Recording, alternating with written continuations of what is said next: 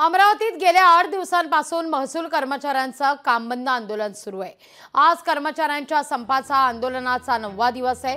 782 कर्मचाऱ्यांचं आंदोलन सुरू आहे। शासन स्तरावर संघटनेच्या पदाधिकाऱ्यांची चर्चा होणार आहे।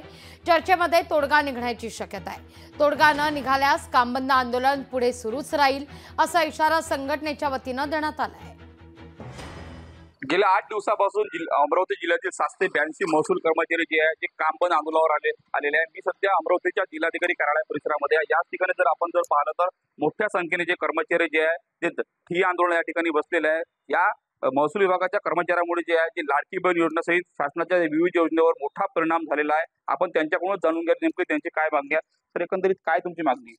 आमचा हा राज्यव्यापी संप असून आम्ही मागील 8 दिवसापासून बेमुदत संपावर आहे। आजचा संपाचा बेमुदत संपाचा 9वा दिवस आहे।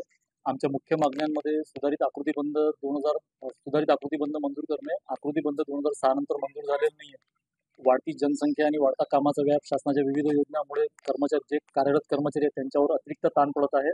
त्यामुळे आम्ही शासनाकडे पद वाढवून देण्याची मागणी केलेली आहे। मागणीबाबत सतत स्टेट लेवलवर पाठपुरावा सुरू आहे।